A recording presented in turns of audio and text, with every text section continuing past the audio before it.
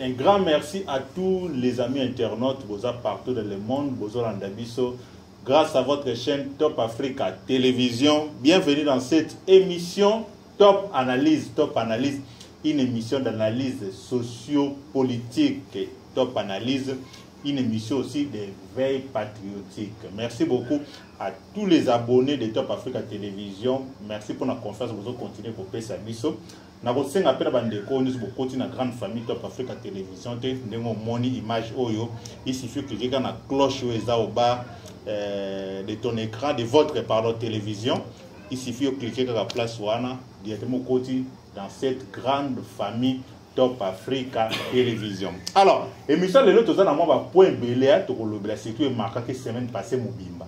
Le l'autre lundi le 1er avril 2024 toujours récupéré semaine mobimba. L'actualité de ce dominati semaine passée mobimba. Tout selon le prophète Emmanuel Kambala Wazadi invité Nabiso Mokolo ya Lelo. Nous allons parler d'intégration des membres du PPRD dans l'AFC de Corneille Nangaa. Nous allons parler dans cette émission. Nous allons aussi parler de matinée politique du secrétaire général Augustin Kabouya, secrétaire général de l'IDPS. Selon lui, si rien ne marche au Congo, c'est toujours Kabila qui bloque. On a raté l'émission.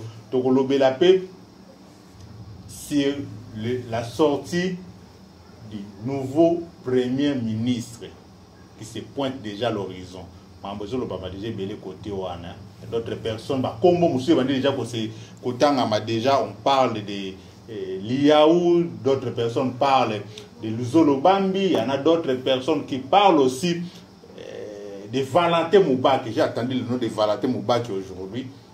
Il y a une personne qui m'a appelé, il m'a dit que bientôt là vous serez surpris comment on a Valentin Moubaki comme premier ministre. Est-ce que ça serait un bon choix pour le Belango dans l'émission à Lolo? Alors, sans plus tarder, nous avons un invité. Bonsoir, prophète Emmanuel Kambala. Bonsoir, mon frère JR. Bonne santé. Ah, nako ebisayo miteme ekosua bon. Toko ebate toko tala kande toko kene mais toi ni likia. Vraiment na biso ko la tela basika. Nazo rappeler bande vous êtes en direct de Top Africa Télévision. Je continue d'insister. Abonnez-vous dans votre chaîne, partagez cette vidéo et surtout aimez la vidéo. Alors, prophète Emmanuel Kambala, tout le monde actualité dominant qui semaine passée mon bimba parce que l'autre ça lundi to bandi semaine à Sikalelo to bandi pe moi il y a Sikalelo. Un mot d'abord intervenir sur bateau landa partout dans le monde pour les nouveaux mois to bandi lelo. Tika moi o isa la bénédiction pour nabino et c'est ka bo choix qui lobby nzamba pesa bino récite. Ngana ebielo comme Bible le binabiso, celui qui persévérera jusqu'à la fin sera sauvé. Amen. Alors, beau désespéré, parce que nous traversons presque la crise est presque mondiale. Oui. Nous traversons un moment où la crise financière, la crise dans le domaine, oui. Mais ce qui est important, de perdre foi, de garder foi et de persévérer. Moi, je sais une chose, il va persévérer. Amen. Que Dieu vous bénisse. Amen. Alors, prophète Emmanuel Kambala, tout dans actualité dominant qui semaine passée Mobimba, nous avons vu au moins 3 membres, il y a PPRD, va rejoindre Corneille Nangaa dans AFC.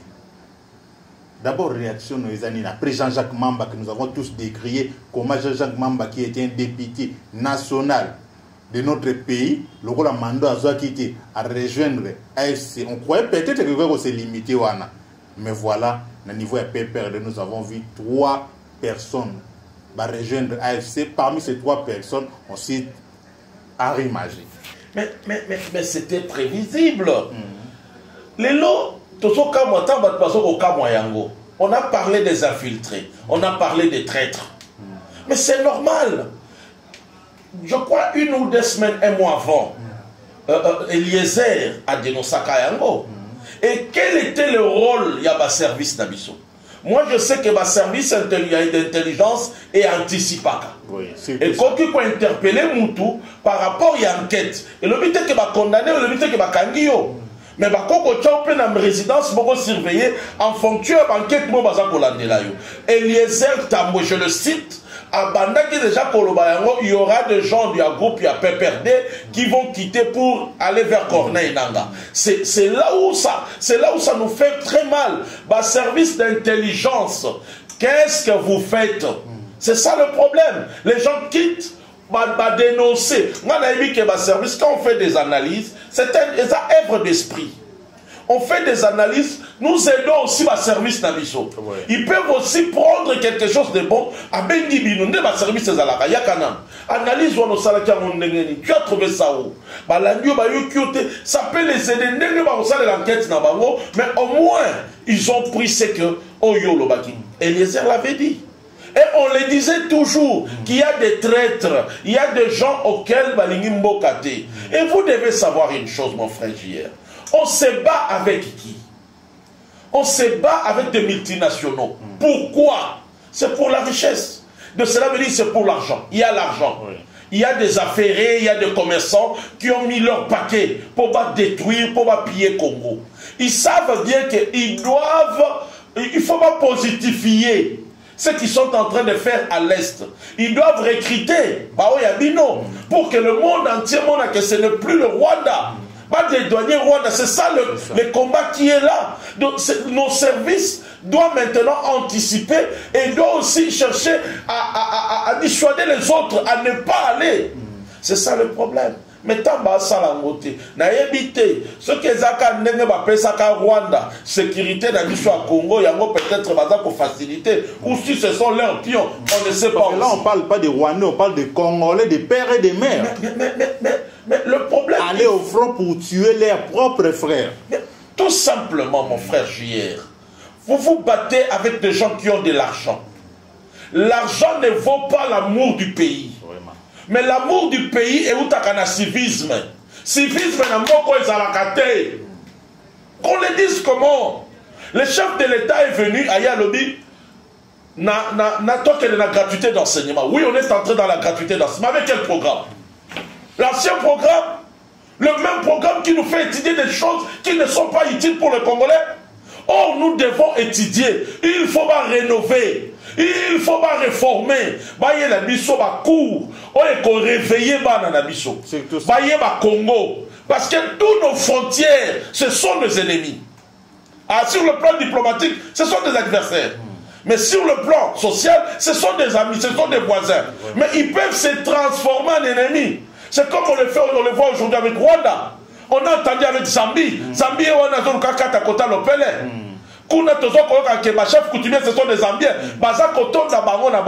Donc attendons-nous des mots, on aura aussi des problèmes. Chef coutumier congolais, mais ce sont des Zambiens. Ce sont des Zambiens. Ah bon? Il y a des gens qui ont dénoncé les membres propres du pouvoir. Les membres propres à parti à pouvoir. Ils ont dénoncé Awa Boye Boye. Bao Bazakou les chefs coutumiers, ce sont des Zambiens. Bako Kobengana ba Congolais. Bako Tikala Bangona Bangona Lopele na Bisowana. Est-ce que vous ne comprenez pas? Quand les autres arrivent à nous piller et vous ne faites rien, les autres aussi vont essayer. Est-ce que dans mon côté vivant Angola, tu as 4 mois parti? À toi, Capet. À toi, Kati, comme la négociation, est-ce qu'il y a Longwa? Est-ce que côté qu'on a un centre-Afrique, à Burundi, côté, est-ce qu'elle a contrôlé dans les Congolais? Non. Donc c'est ça le problème. Il faut maintenant qu'on éveille Katiabana na biso bolingwa mboka, qu'on pèse à bango ba cour. Oyo bakoye bakeno, ba oyo malgré ce soit balinga mais faut na pas de la bango boui. Parce que tout le monde envie le Congo. Tant que balobaka na bino scandale géologique, scandale, mais c'était tout simplement ils sont en train de vous vendre que vous avez tout. Bon, on a montré que va créer quelque susciter envie. Vraiment. Mais il faut maintenant nous préparer. Donc le plus meilleur moyen de se préparer, c'est de former les Congolais. C'est de leur apprendre leur pays. Et puis, ça a un patriotisme et un boka. Cela va empêcher à l'élo Mbongo. On lui dit non, je ne peux pas prendre l'argent. On l'a vu avec Etienne Tshisekedi à Moulumba. Les vieux Etienne nous les a montrés. On l'a vu avec Lumumba. On l'a vu avec Kassavubu. Et puis Etienne Bachir, le premier ministre, attend à le non, ce que là conforme à mes côté, si les Congolais ne vont pas se retrouver, Nabaré. Il l'a fait. Est-ce qu'aujourd'hui, qu'est-ce qui manque? Nabaré Bazar a pouvoir. C'est ça le problème. Il faut préparer les Congolais à être comme ça. Vraiment. Donc quand on prend un pouvoir, tout simplement, vous nous amenez votre programme. vous nous amenez votre esprit. L'esprit qu'avait Etienne Tshisekedi wa Mulumba. Quel était cet esprit? Mobutu a le garant de la nation habitée. Ceux qui garant de la nation ont imposé là. Alors, ça va bonga na dignité. Aboyi. Vraiment. Je veux que le Congo est à la libre. Donc, il faut préparer le peuple à cet esprit-là de Etienne Tshisekedi wa Mulumba. À cet esprit-là de Lumumba. À cet esprit-là de Kasavubu. À cet esprit-là de Mobutu. Mobutu a dit rien. Mobutu va même signer des accords, conclure des accords avec les diables. Il le fera pour que le Congo reste un et indivisible. Mais ce sont des... Yangomoni passe na mboka na biso. Totanga kaba ba père wanati. Totanga kaba père fondateur te. Bongo bakendaka table ronde alwarani. Likalisé zarani. Lumumba kendaka. Vous ne voyez pas que même à leur époque, on a arrêté Lumumba. Lumumba est en prison. Mais ils se sont dit non. Tokolobate, tokosololate, si Lumumba n'est pas libéré, il arrive ici. Va dépêcher avion. Parce que Bango so bazala qui soudé. Et kozala soudé na Bango zala qui nan. Parce que bazala qui encadré par Malula. Parce que bazala qui encadré, bazala qui kolanda prophétie moko kimbango pesaka. Mais aujourd'hui, les politiciens que nous avons, c'est ce que Sili Félix n'a vu le Congo. Congo. Yango pasi yango wana. Tokomona makamba bongo po bato ba na civisme te. Na basili okende te.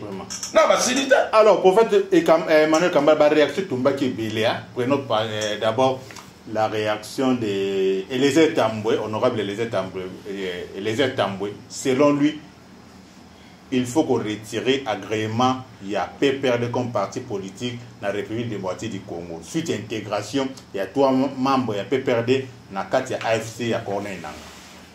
Bon, là c'est aussi trop. Ça sera une option. Ça une explication comment va cadre na bango. Parce qu'un cadre, quand il pose un acte, tout simplement, il a touché malheureusement la solité à partir. Parce que va cadre, Henri Magie, Adam Wana. Ce sont des cadres, de hauts cadres et à peu perdre. Comment va qu'on kende ka bongo? On te comprend? Je me rappelle de Henri Magie, le numéro 1, béret rouge, il y a PPRD. Oui. Voilà, béret rouge, il y a PPRD. Ceux qui visent, il y a jeunesse. Donc, c'est tout simplement, c'est pas facile. Il faut pas interpeller, parti wana, kamina yango, bendi bango. C'est par suite il y a banquette. Là ils peuvent maintenant retirer l'agrément. Mais quand non, quand même dans un pays de droit. Oui, non, il faut qu'il y ait une voie normale. Alors, prophète Emmanuel Kamba, j'ai suivi aussi un autre juriste congolais pour Naya Lobby. Il faut qu'on crée une loi dissuasive pour empêcher le mouvement de Salama. Selon le lobby, il faut créer une loi neti. Moutakei rébellion bongo a trahi haute trahison déjà qu'on botte les nationalités et puis qu'on s'attaque même la famille naïe parce que yéna a que front bongo a que qu'on bundisa ba congolais a qu'on l'élisa puis ba famille mususu alors ça sera beaucoup mieux qu'on attaquer même la famille naïe peut-être yango ni ko bangi sa bande ko mususu ba emboîter pas anaté. Oh dans le la loi dit crime des actes personnels et des actes individuels. Quand quelqu'un propose, c'est lui-même Yemoko. Mais bon, la loi dit ça, il faut faire ça. Dans quelle sorte? Tout ce qui est bien dans le Congo, il faut pas saisir. Oui. Ah oui. Bon, on dit qu'on interpelle même son frère qui est gouverneur. Bon, Bengi est botté dans la résidence surveillée. La question qu'on se pose, comment Nanga na rébellion, mais petit frère, si je ne me trompe pas, gouverneur dans la République de Moitié du Congo. C'est ça le problème. Il faut d'abord le prendre, l'amener ici, à la résidence surveillée. Parce que quand ils ont fondé les hommes à côté de nous, ils ont risque. Ça nous étonne. Ça nous étonne. Ils ont cité même les noms d'un chef coutumier aussi. Bangonyo soit basé pro nanyo. Le bateau bongo déjà faut keba na bango. La loi il faut ça la ma yakoba ça loi netianini. Parce que se rebeller c'est un droit aussi constitutionnel. OK. Donc Moutako Boya, en fonction de se rebeller. À se rebeller, mais s'attacher à un ennemi en Boka. Wana est comme Imabe. Wana est comme Imabe. Plus grave que tout. Ce qui est étonnant, Nanga Azofanda na Tomonie na Kenya, Tomonie na Rwanda, na Uganda. jusqu'aujourd'hui, nous et le Kenya et l'Ouganda, tous en bon terme. Et qu'est-ce que vous avez posé comme des actes pour la collection? Comment bino, vous avez collaboré, ennemi na biso, parce que le régime actuel, le Congo a des relations normales, propres avec ce pays-là. Mais ceux-là, ce sont eux qui sont des parrains. On se comprend le problème. Donc, tant qu'il n'y a pas de sanctions, c'est ça le problème de la justice. Tant qu'il n'y a pas de sanctions,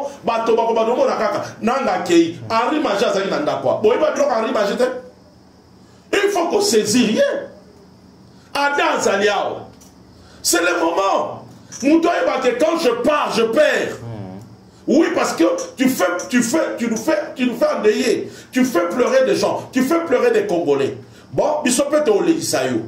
Totini mandat d'abéné. Mandat d'arrêt international contre yo. Moukolo toko zoyo bakani yo. Mais tobani nan ko saisir ba bien na yo awa. La police a besoin de maisons. La police a besoin de souciates. C'est tout l'air bien, leur maison là. Ça peut servir de la police. Malgré Namboko Ata va saisir Ango, l'objet après les accords. Il faut récupérer bien. C'est ça aussi le problème. Hein? Mais au juste, nous sommes dans quel régime, mon frère, hier? Dans un régime, il y a IDPS. Régime, il y a état de droit. Donc, fondamentaux, Nabango, c'est la justice. Ils peuvent tout faire. C'est la justice. Vous savez, quand un parti politique gagne le pouvoir, la première des choses, ils nous amènent leur programme, les programmes auxquels ils avaient conçu. Un parti, on le sent par un programme.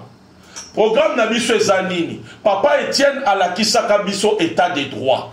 Nakati état des droits, le peuple est d'abord. La conséquence, le peuple est d'abord. État des droits, c'est là, quand Etienne Tshisekedi Yamoulouba comme ministre, premier ministre d'Amboko, Alobaka Liloba Moko, oh Nyoso Ayebi. Batobasani, parlez du peuple, ton ami Toukate. Batobaka Kozongi Sababino. Lobani. Donc, Montonio Soyeba Komisara Molongo. Tant que tout le monde a la c'est Toyo Kakaka. Mais au moins, on a parlé du peuple. Bamituka à l'État. Ba bien à l'État. Papa Nazo Yebisayo et Zonga. C'est une histoire connue. Parce que il incarnait la justice. Il incarnait le droit.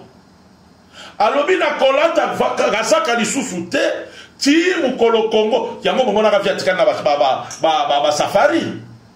Comme c'est ça un homme constant. Quand il dit quelque chose, il reste dans ce qu'il dit. C'est ce que nous devons vivre et sentir dans ce pouvoir. C'est ce que nous devons vivre ça. Parce que c'est le pouvoir de l'IDPS. L'IDPS, c'est l'état de droit. L'état de droit est un parti, un pouvoir qui prône sur la justice, ne peut pas négliger, ne peut pas permettre la saleté dans la justice. Parce que son tel est comme et sa justice.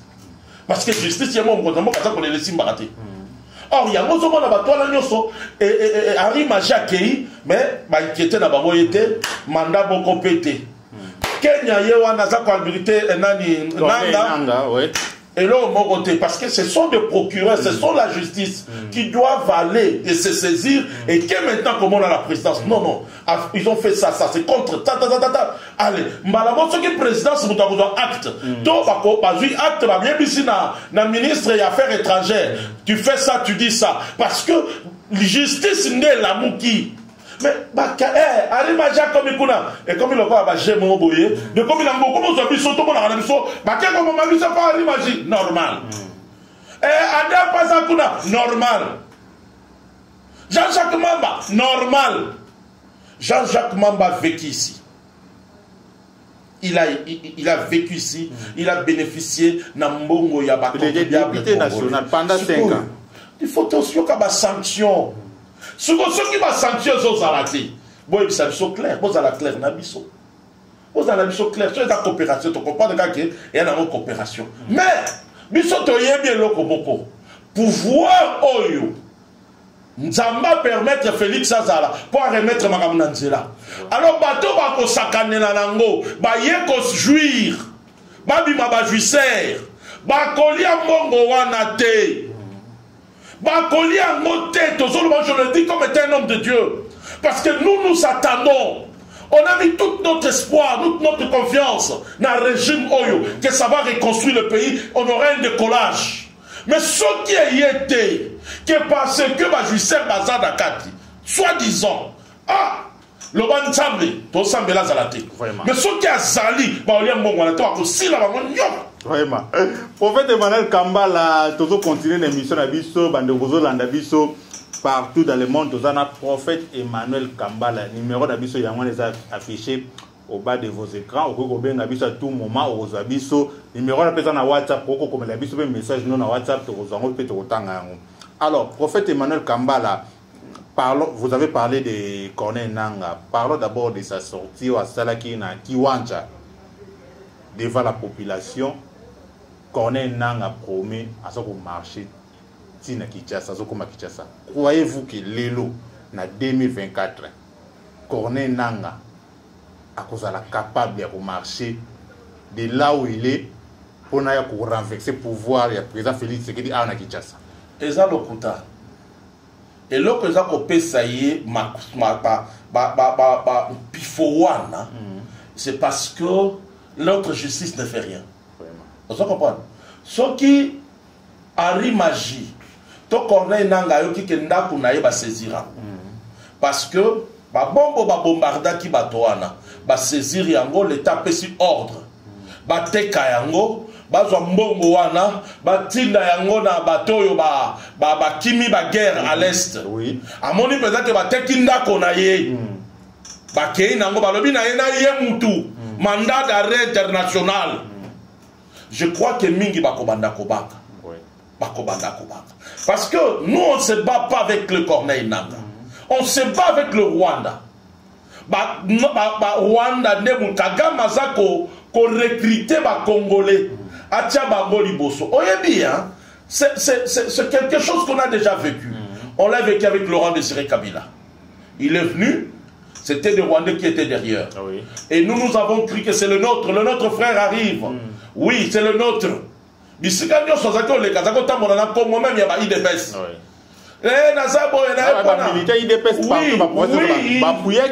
facilité tout en croyant parce qu'on avait marre de la dictature. Voilà. Depuis que ça gagne, Zongi Sabato, Koti, Zongi Sabato, Futa Bangombo, Mbongo ba peut se facture na Mabakena. Oya Yomoko, parce que peuple a causé yo. Mais tant qu'il y a comme Bango Bazaki n'a pas idée Moussou Sima. Ils sont arrivés. Combien? Nasukanango Basalakini. Et Bayebi Sipe Yeri Soussou. Bengana Bango. Tango Bengani Bango, parce qu'il y a côté Saki Bango. Également aussi, même Bao Bazo Zouawana. Baye Bayango que Bako utiliser Bango. Donc, ça n'a pas de tremplin. Ou soit, Bango, Bango, ce ne sont pas des vrais Congolais. Les lots, soi-disant entre guillemets. Tu vois, quand tu me sur le téléphone, tout tu power. On dit que tu es bien mon Congo. Mais on dit tout tu power. Donc, Bako s'est glissé. Comme c'est mixé de nini na bango laisser passer na bango na zo ba kota même na gouvernement na compte ba Nekongo parce que président Félix Tshisekedi a dit que na gouvernement na ya jouer sur le plan kasite mais yewana tout tu power yewana or tout se cache na billet moko ozana ni banyamulengi. Vous comprenez? C'est là où le mal, c'est là où le mal, il y a une justice na biso pas bien. Il faut la sanction ça. Oui. So la sanction ezali et qu'on permettre. Et puis so la sanction solo ezali. Mon frère, ma bêtise est belé kozate. Comment on continue? Tout ça en bon terme na Uganda, na Burundi, Uganda mais les autres ba ngomba fandi ça siège ya nanga. Oh, et ça ndedi. Bon ça c'est clair. Bon ça c'est que so non, et ça moi ba les mots bonakati. Tu comprendre? Là, au moins, les Congolais vont dire que non, vraiment. Mais or, le Congo ne sera jamais divisé. Congo ya Kimbaru, Congo ya Malula, Congo ya Etienne Tshisekedi wa Mulumba, Congo ya Lumumba. O Lumumba boya kalebino katange ko kedate. Andimi liwa. Congo Etienne Tshisekedi. Andimi atambola na makolo. Aboy kolata kasaka. Alati kaka a safari. Aumeli nango. Jamais je ne fasse pas ça. Non, non, non, non, bakosi. Baoliate. Vraiment. Alors, prophète Emmanuel Kambala, avant de continuer toujours l'émission, je voudrais qu'on parle des déclarations du cardinal Fridolin Ambongo et créé vraiment polémique dans la scène politique Yambo Cannabiso. Selon d'autres personnes pensent que bah, propos ya Corneille Nanga, c'est comme si ils ont soutenu bateau aux options. Il y a de rejoindre Corneille Nanga. Cardinal Ambongo, il a qualifié même la République démocratique du Congo comme un gâteau. Un groupe de personnes, il y a d'autres personnes qui ont senti que ça servi. Il y a une solution ailleurs. Il y a attaqué un homme dédié aussi. Les réactions des années par rapport à propos, il y a Cardinal Fridolin Ambongo. Et comme ici, parce que tu as déjà tendance. Tendance des années. Tendance des années à Bongo. Et il ne soutient jamais le bien. Un homme dédié, il doit toujours dire la vérité. Bon. Il dit la vérité. Congo, ça le la gâteau, tout le monde va profiter. Moi, je peux dire aussi oui. Oui. Parce qu'aujourd'hui, dans le Congo, bateau va profiter dans le Congo, c'est une institution. Ce n'est pas le peuple. Dis-moi et là, le peuple doit profiter dans le pouvoir. Les amis. Les chefs de l'État, ils vont aller là. Pour ils vont s'attendre dans le côté. Ce sont eux qui donnent de paroles, qui donnent ce temps-là. Na Fridolin à l'Oba. Na Fridolin. Oui, à Mongo. Ce bangonde m'a copé sa tata wana maloba. Bangonde m'a copé sa nanga maloba. Pour nanga salakiawa. Les services d'intelligence et anticipaka. Comment quelqu'un peut se lever facilement? Malamoka comme il rebelle. Alors on peut malamoka qui est un véto demi. C'est que ça qui est le comment on dit ça va aller pour alors ce que ma service c'est quoi? Et ça qui wapi? Mon frère, ce sont des analyses. Analysons bien. Ngana yebi que ma service d'intelligence et anticipaka. Et ça bureau d'études de Mobimba. Ba ko fan de lo ba boule yo. Yo kuto so yebate. Ba ça partout.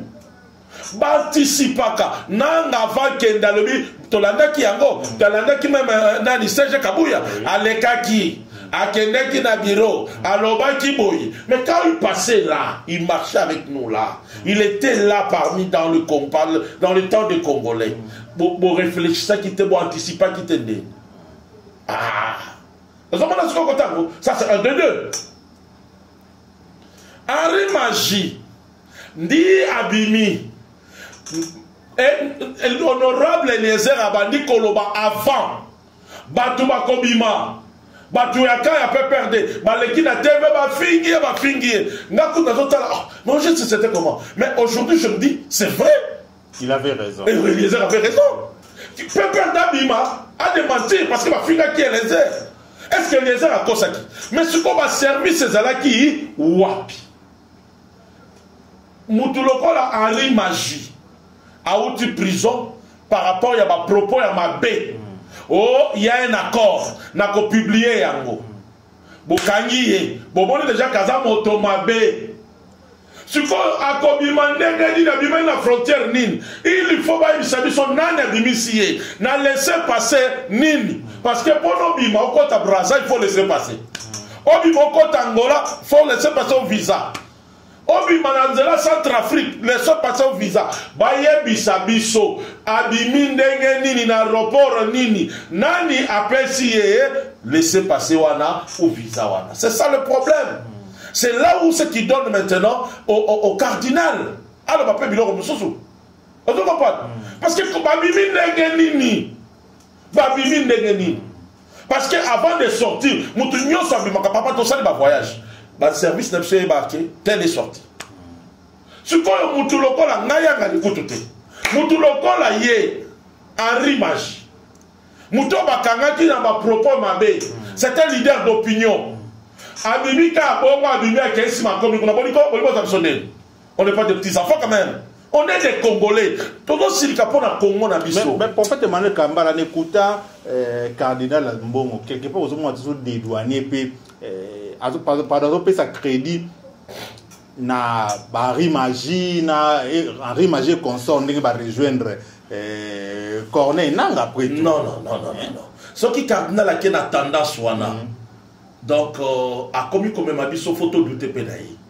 Parce que Corneille Nanga et Henri Magie, bah kete kolamba foufou, bah keko boma ba congolais. Parce que toi est gâteau bah qui servi. Donc cela veut dire pour avoir l'argent, il faut tuer les autres. Donc cela veut dire que le cardinal encourage pour nos pouvoirs au côté dans les gâteaux, là on partage les gâteaux, il faut tuer les gens. De Bissot au fan, c'est que Bissot sur la Congolais, c'est ça, tout dans mon canal, tout dans Kamandouki. Non, le patriotisme ne nous enseigne pas ça. Et tiens, tu sais qu'il y a Moulumba. L'Ibisanga la cité papa Wana. Sphinx. Aboya Mounouki. Est-ce que tiens, tu sais qu'il y a Moulumba ne connaissait pas, n'avait pas un carnet d'adresse? Pour te dire, les lots. Tolanda ya moi-même à la TV. Minou qui va défier Sakayango. Faire la guerre aujourd'hui, ceux qui ont la discipline, bataille internet, partout guerre et bimaka, et ça m'a pas battu. Ce qu'on a c'est papa là, hein? Leader Wana, visionnaire Wana. Est-ce que pouvait manquer bateau il a lutté 32 ans, plus de 32 ans. Vraiment. Aboya lui aussi ma mondo quitté. Toko bundaka kana na bik. Papa na zo boya violence. Ay mshimilo violence té. Na éviter so ba mona ngana mona yi. On se comprend mon frère JR. J'ai eu le temps de voir ce papa. Oui. J'ai eu le temps de l'écouter. Grande sœur Nanga, Atofa Nangadas. C'est pas Baba Mai. C'est mon grand frère, ma grande sœur. Tout ça qui toye wana to telemi mitige salami balobi toyoki. Na lobaka yango ba ancien nyonso. Il y a Zaïre, une grande partie, ce sont déjà eu des pèses. Malgré que quand tu as changé la tendance, mais source na biso, racine na biso, ils ont eu des pèses. Si comme papa wana, à son carnet d'adresse, il y a un famille, nani a son pesé le col à papa wana. Parce que tout se réfère sur lui. Mais non. Le patriotisme a dit, je ne peux pas faire couler le sang des Congolais. Parce que to boy régime à Mobutu, n'a pas to bakufi na dictature, n'a kokota na lokolo, n'a été constant. Si qu'on y a encouragé, bato ba ke no kobomela biso bandeko, ba ko violer biso bandeko, ba ko mettre ma bombe dans l'église, bato ba ko kufa, yondo le que non, c'est le seul moyen, c'est bien faut les encourager parce que si tu veux avoir aussi ta part des gâteaux, il faut aller faire la guerre, il faut rejoindre le M23. Non, ça m'étonne, ça va m'étonner vraiment même nazo kamwana qui nationalisme naie, na komi ko banga yangope, na komi ko banga na patriotisme, surtout nationalisme. Ah oui, les lots moussa bimia na ni power. Tu as qui habite de bien Mukongo, Mukongo soupe te rappeler qu'on a bimiono. Papa, ça fait peur parce qu'un vrai Congolais ne peut pas tuer son frère. Frère Nangagier, les Congolais à la cruauté. Là, je te l'ai dit. Congolais, c'est un peuple hospitalier. C'est un peuple à Kokara. Elle n'a même à qui la battu. Elle n'a kobomate. Congolais, c'est hospitalier. Biloko bazo yé la biso nde. Congolais, c'est la mawamutu. Congolais, c'est la bolingo. Vraiment. Et ça, biloko ate. N'a que aussi mamunduki. Donc, net tinga la famille bonatangi classe na ju musalate. Appelle ça musalate. Na chômeur. Hein? En dehors d'être pasteur, en dehors d'être un homme d'affaires. Bon, nazo luka musa parce que Nathalie est en classe. Nazo musalate, espère diplôme d'anglais ils ont pour l'ananda. Bon, comme Nénin, petit tala, nazo ebisayo, et ça va trouver pour faire mon télé. Mais ce qu'on appelle la vie na siliki, na super la guerre que luka mundu qui n'a pas de bon bateau. Et ça boli mbokate. L'attachement au milieu ça kabobo. Tu sais que du mulumba ou lumumba à la kisabi soit plus 243 89 93 953 numéro na biso yangwana. À chaque fois on a un message comme la biso ko tindere ce message na WhatsApp toko joyango. Alors prophète Emmanuel Kambala, parlons de la situation sécuritaire à l'est de la RDC. Toti ko landa déclaration à l'Union européenne pour la paix à est, proposition à bango pour la paix à est. Il faut devant la table de négociation toujours. Parce qu'on continue à insister. Il faut reconnaître Banyamulenge na institution na biso nyonso pour la paix et cohésion et la mboka na République démocratique du Congo. Parce que senga gouvernement congolais a cessé de soutenir ba wazalendo. Le gouvernement congolais faut cesser de soutenir Bawazalendo pour ne pas qualifier un groupe armé négatif dans STRDC, selon Bango. Mais il faut savoir une chose. Il y a un lobaki. Ça m'étonne le bateau baza tout autour à Mokonzamboka. Comment un ministre de l'Intérieur, ils ont pensé qu'au Kangaba Wewa, ont pensé qu'au Pekisaba marche, ont pensé que dans la sainteté de la ville. Au moment où Batouana baza ko combattre le régime, ba ko combattre le pays. Papa Mboka, diplomatie comme à Makassi, na lo bakango tango nyonso, quand il y a le peuple derrière. Oui. L'Union européenne est allée signer des accords avec le Rwanda. Sur Bamine. Oh non, Balobi, jusqu'à aujourd'hui, quelle est la réponse? Il y a l'Union européenne. Oh, quelle est la réponse? Yewana l'histoire côté en réunion pour vous dire que non, vous ne pouvez pas combattre le Rwanda. Au moment où le Rwanda nous attaque, au moment où le Rwanda a été la frontière na biso, a bongi celui là tout ça, a tcheli bino ba bombe. Bon comme on a un gombe, l'Union européenne continue à vous dire que non, bino boko ko attaquer l'Union européenne, Rwanda té. Oh boko ko tonga mirité.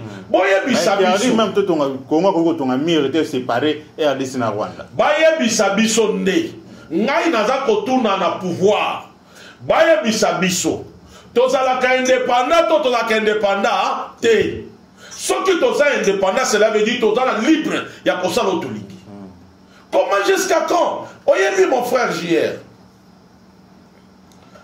nakopesaka lelo exemple ya bato nga na moni. Oui. Papa Etienne Tshisekedi wa Mulumba. Ce qui étonne mes frères Nyamulenge, notre constitution vous reconnaît comme des Congolais. Hein?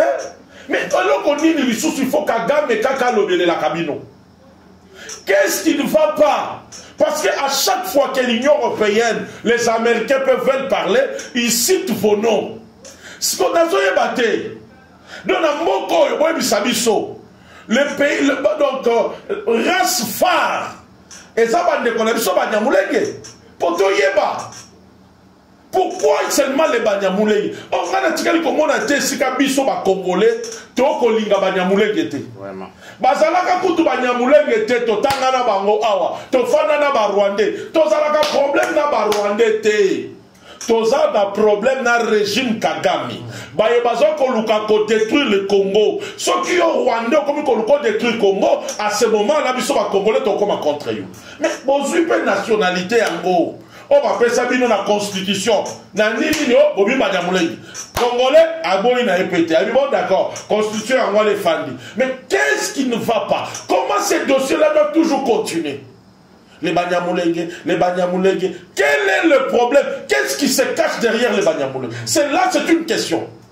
Qu'est-ce qui se cache derrière nos frères Banyamulenge? Parce qu'à tout moment, quand l'Union européenne parle Banyamulenge, or, j'ai vu mes frères Banyamulenge Balobi, non, Bangote.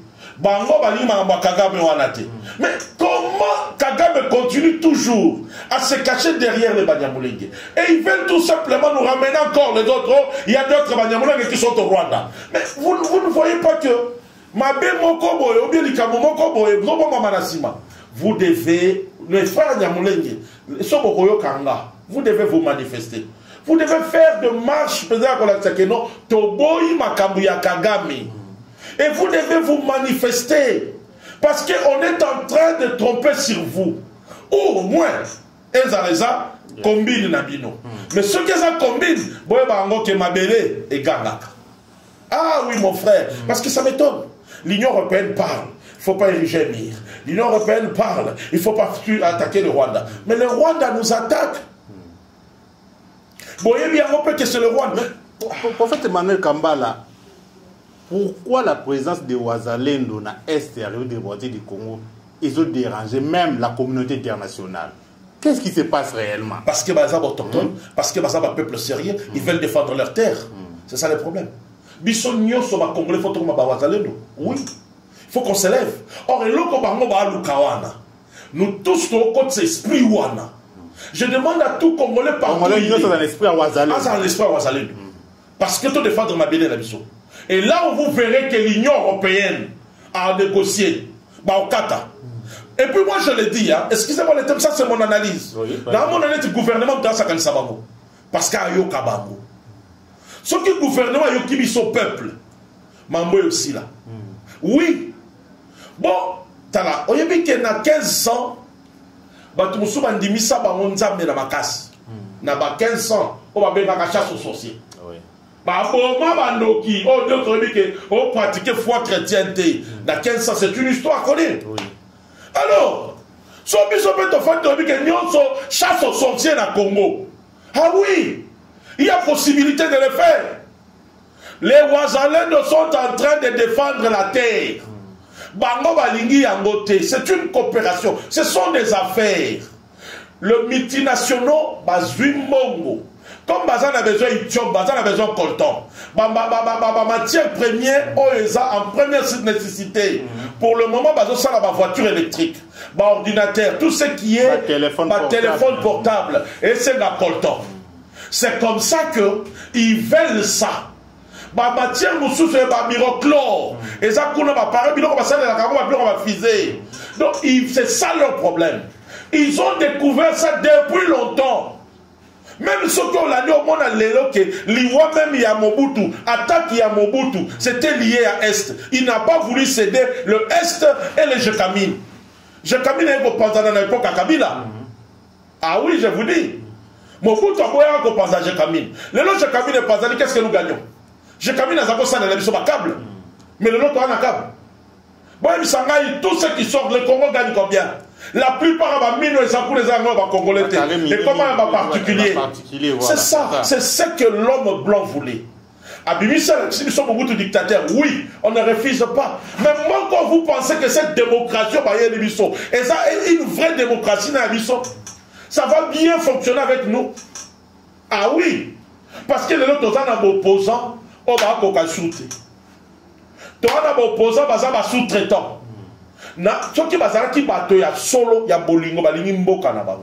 Au moment où l'Union européenne fait tout ça, au moment où les Nanga et les consorts font tout ça, on allait voir le leader politique Nabiso, on va voir Félix. Félix, nous avons une humilité. Il y a guerre politique, mais le Congo est un risque. On a vu l'ancien président, il y a Ukraine.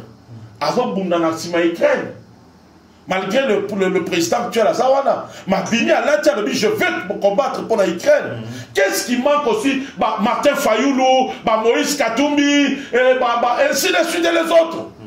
Parce que le Congo est agressé. Vraiment. Sous-traitant. Vivaka au moins va partir opposant dans sa filiale na ONG Mobo batinda kadam Mobo basala soutien Mobo ni yibi sous-traitants ils ne peuvent pas, ils aiment pas kokolobate parce que dictat bango politique. Mais ce qui réellement la politique il y a Congo au Sangal vraiment. Alors prophète Emmanuel Kambala, parlons de la sortie médiatique. Il y a moi Augustin Kabouya dans une matinée politique organisée par son parti politique l'IDPS. La déclaration où il crée d'ailleurs polémique. Il va réagir sur la déclaration de moi Augustin Kabouya. Il a dit Kabila de FCC Cash est plus dangereux que Kabila d'aujourd'hui. Ce qui m'a proposé marché, c'est parce que c'est Kabila Azawana. Il est très dangereux que Kabila dans FCC Cash. Voilà pourquoi il a quitté d'ailleurs ce pays à Katimini, à Kimimboka, et c'est lui qui soutient la rébellion de Nanga. Quelque part, la déclaration, il y a le secrétaire général de l'IDPS Augustin Kabouya, quelque part, il y a des douaniers Kagame. Ça me fait très mal. La base de la Stalbi n'a pas plusieurs fois. Asa Moutoumoune, secrétaire Kabouya, je l'aime beaucoup. Mais à l'Obaka, Makambo, avant l'Obaka, il faut consulter. Il y a d'autres choses de cause à la bonne, mais bon, le bien pété. Parce que, c'est comme si vous n'avez pas le pouvoir. Hein? C'est comme si, excusez, c'est comme si. Oui. Parce que hier, c'était l'FCC Kabila bloc. Aujourd'hui, vous voulez encore nous amener encore Kabila. Hein? L'homme va qui est bloqué pour coalition. Ce qu'il y a les lots Kabila, à citoyen individu. Bino va tout le pouvoir. Gouvernement, bino. Présidence, bino. Parlement, bino. Renseignement, bino. Armée, tout. Il y a un moment où il y a tout simplement. Congolais la mouka, baloba biso clair. Qu'est-ce qui se passe? On doit comprendre. Parce que ça m'étonne. Oui, je ne refuse pas. Kabila Koko Zalanaba Manigance et Bélé. Mais ce n'est pas un sujet. Otokotombola. Vous avez le pouvoir. Prenez acte. Ah oui. Agissez aussi. Agissez. Naïbité va conseiller Oyo Bazalaka Pemeni ya Bakonzi Nabiso. Je l'ai dit, hein. Même analyse na sala. Même ce que le chef de l'État, Papa Nabiso Félix, Balobi Saïe, devant la presse, Nazaka d'accord na monyo sauté. Oui. Balobi Saïe Babilo Mousso Yako lo batena nenga na ebeli. Donc ça prouve que tout le monde va comme Kamba la légère. Kabila, Kabila, non. Non. C'est comme si vous donnez encore vous des douaniers maintenant, vous dites non, ce n'est plus Kagame, c'est Kabila. Alors, comment on dit que sur le plan international, c'est comme vous disiez, et ça dans guerre, il y a des Rwandais, et ça guerre, il y a des Congolais entre les Congolais. Donc c'est une rébellion. On se reprend parce qu'il y a la rébellion constitutionnelle. Oui. Quelqu'un peut se rébeller quand il voit que ça ne va pas. Donc, Milo Moussou ne faut pas. Et ça veut dire qu'il y a un titre phare. Et mais Kabila, non, non, non. Non, c'est comme si on n'a pas le pouvoir. Vraiment. Non, Botikaye Afanda. Et puis si c'est Kabila, Bokangaye. Ah oui. Si c'est Kabila, Bokangaye. Si c'est Kabila, Bokangaye, vous avez les deux chambres. L'union sacrée est majoritaire. Partout. Oui. Alors, Bosangabo Kangaye. Alors arrêtez de nous distraire, ça c'est une distraction. Vraiment. Kabila, Kabila, Kabila, non, laissez-les, il ne parle plus, il ne fait rien. Oui, Boranda Kaïbo, comme ça comme mythe Moroboui. Eh, cet homme-là a travaillé à personnalité. Il y a même à l'obité.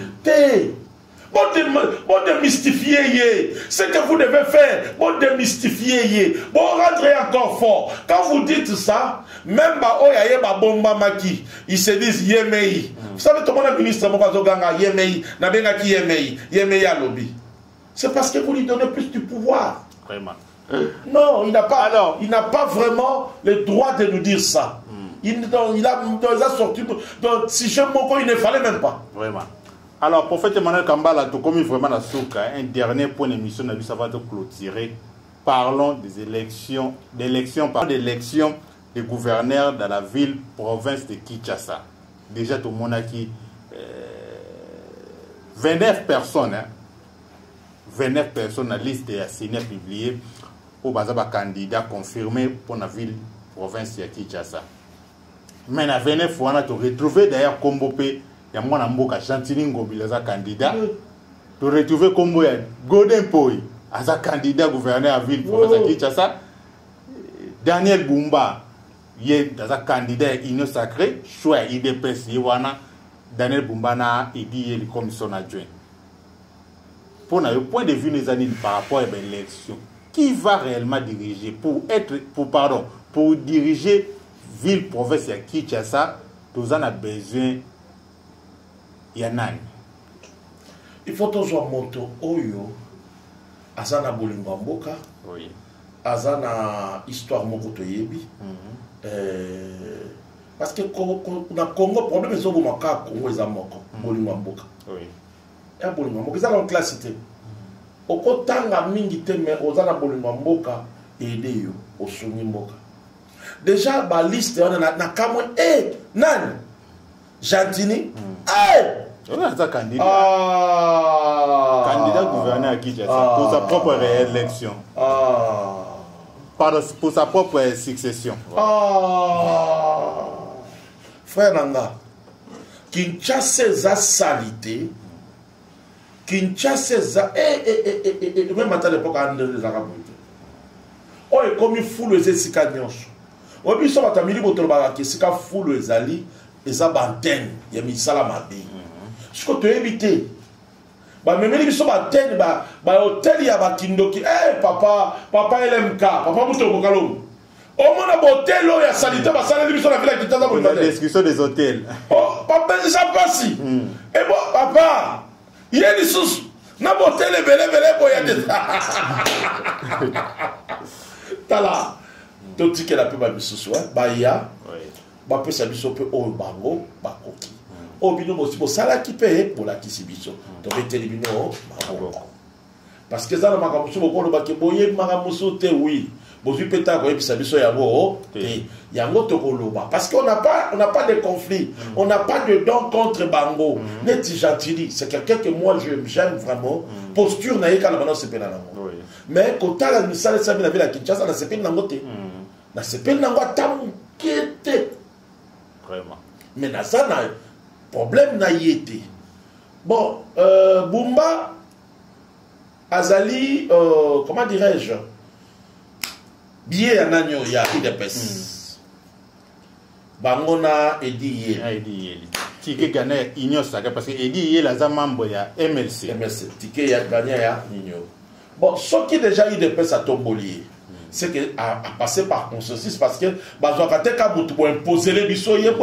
Moi je sais que dans chaque parti ils ont la élection sélection pour que ça la maka le bas est comme makaka le rôle neto yo kaka entre guillemets mais ce qui a zali moto oyo ba passer na vote a gagné déjà dans quatre parti que yé donc il faut te payer sa chance vraiment ma ben neto payer ça ba commerçant ceux qui vont payer ba commerçant ville à Kinshasa, Bogote Kayamo.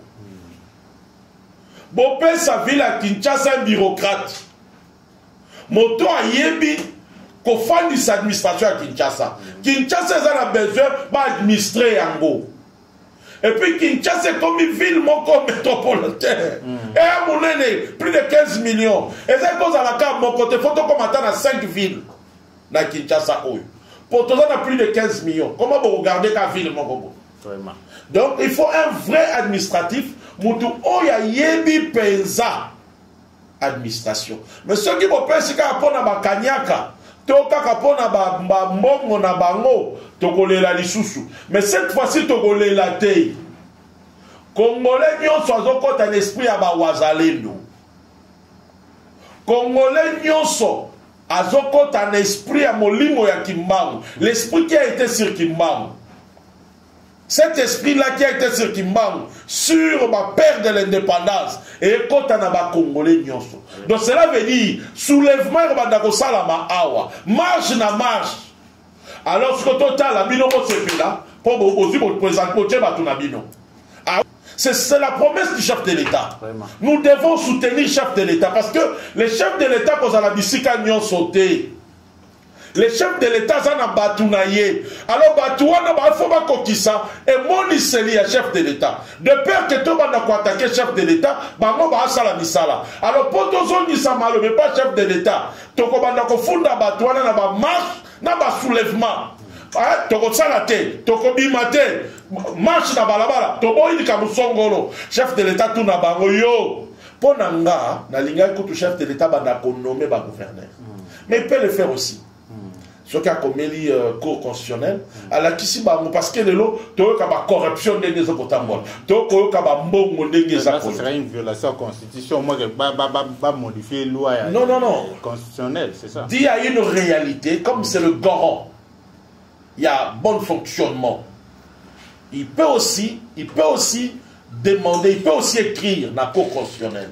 À la kisi bango ba fait. Bango pe bakoki ko la kisaye nzela ke non nzela oyo te bon salela yango to pesio ningisa oyo na kolandisa article tel donc choubasman a comme article wana parce que les loma kabu ya ba gouverneur autochtone oyo ça crée beaucoup de problèmes ce qu'on a Kinshasa bino boko tcha kozala autochtone parce que la province pour na ba na Katanga bolibi Katange ba Congo boyi ba Congo Kasai Kasaye bo Kinshasa ozomona bango parce que ville ezanga ville à Kinshasa te Lubumbashi za ville Kananga za ville Mbujima za ville mais Kinshasa za ville province papa e Katanga pesa li ville et province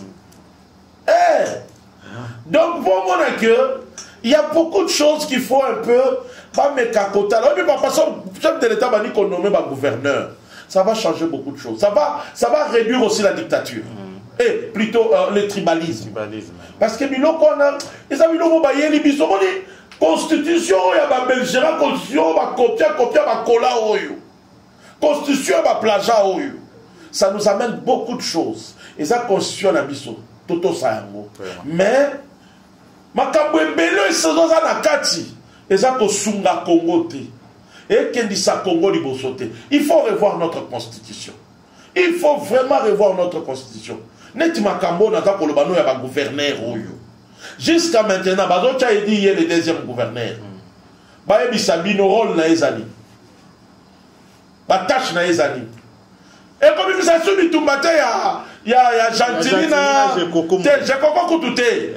Moi bangamoyo. Le nom m'échappe. Bangamoyo bato bayebi ye bangamoyo. Fuma bangamoyo bayebi ye. Oui, alors, on a un directeur de Kabana. Même problème, il y a un péché qu'on a déclaré, non? Mais, nous sommes la constitution. Ils nous ont créé beaucoup de choses. Uniquement parce qu'ils veulent, l'homme blanc a voulu nous diviser. Vous comprenez? Parce que quand on est divisé, on a la possibilité à côté de Congo et Yalika. Il y a un peu de Congo, te ba na biso ba yebi Congo te. Bon commission 26 provinces. Il y a ça. Voilà bandeko bozo ndeso partout dans le monde comme vraiment na suka il y a émission na biso tozalaki na prophète Emmanuel Kambala tozalaki invité na biso prophète Emmanuel Kambala un dernier mot et surtout numéro de téléphone. Pouvoir oyo congolais nous sazo zela et apporter quelque chose à sika. Mais toko senga na papa moko za mboka. Aye ba eloko moko. Yende biso nyoso to votaki. To votaki parce que toi na confiance na ye. Na kati na ye to komona Etienne Tshisekedi wa Mulumba. Na mabazo wana na kotala oyo papa Etienne asalela ala kisi biso. To koyeba pe ke ye pa ko salela biso. Parce que papa Etienne a pronaki sur l'état des droits. Et alors qui slogan le peuple d'abord. Parce que quand il y a état de droit, Makambozoni na Mibeko, peuple a se retrouvé. Peuple mutaroza dans le premier lieu. Il y a un autre ko sengai. Atie la biso bato ba longo ba ni même na gouvernement. Basa la te bato ba koye la biso ba sa la santé financière na bango. De trois, ba oyo ba kei na rébellion. Ba ba ke na sima Rwanda ngala nga obeka na rébellion te. Na o ba ke na sima terrorisme. Ba terroriste wana. Il faut justice à s'en charger là-bas. On ne peut pas continuer de parler de quelqu'un. En même temps, il y a de biens qu'il a bénéficié du Congo. Au même moment, Aza Kwandeye Bissonno. Donc, justice à Mekako Sala, Toyeba. Parce que, Neba Ana Bakese Kabamisoupe Bazali. Peut-être que Bazak cause la que moi, Mboulou Moko, Bamisouba Bandela Makamuna Bango Ao. Donc, ma service Nabison Zamba sur Mabino, na Mayele Nzamba Pesabino. Boye banako mettre hors état de nuire na baye bazana na kati na yebisaka yo baza bazalia na kati lelo to mona baba komi kopima merci na bino mingi baye bolandi biso soki otolobi ya malamu Nzamba pambola bino ko bana ko encourager biso. Ce qui peut tolobi mabe boye bakaka pasi ya motema, pasi ya Congo. Bo tenir biso rigueur te bo reprocher biso kaka toro ba to bogisa. Ce qui peut si je suis azali bo si gérer biso. Mais merci Nabino Mingi, bo s'abonner encore massivement na Katia Top Africa, na baza tokolobela na tokosolo la continuellement. Numéro Nabiso Ezali plus 243 8109 77 914. Na bosani pété de komateri, na bosani pété de Kwapacha, na bosani pété ba de Nyonso Juma na Canada. Ba nyonso balanda kabiso ba nyonso basepela kana ba émission na biso na bosalité pe bijou ndonga na Paris côté azali tikakaka nzamba pambola bino. Merci beaucoup na bande ko bolandi biso partout dans le monde comme vraiment na suka émission sur des images comme une bonne qualité. C'est Peggy Walunga qui est derrière la caméra. Je dis merci à toute l'équipe de Top Africa Télévision. Na bossa été ma partenaire parce côté ko soutenir biso là je vois monsieur Alain Walunga le directeur. Merci vraiment pour notre soutien na Top Africa Télévision. Jerry Chamala na bossa noté Douglas Fomi, Yvon Choumi, merci à toi aussi. Wilvin Walunga cool pe na bossa noté, merci à toi aussi pour notre soutien na Top Africa Télévision. Et puis bato nous surtout bazolanda biso za na plaisir pour soutenir Top Africa. Numéro na biso za ya mwana ficho ba de vos écoles ko benga biso à tout moment pour ozabiso. Ngana bino tukutani. À la prochaine. Bye.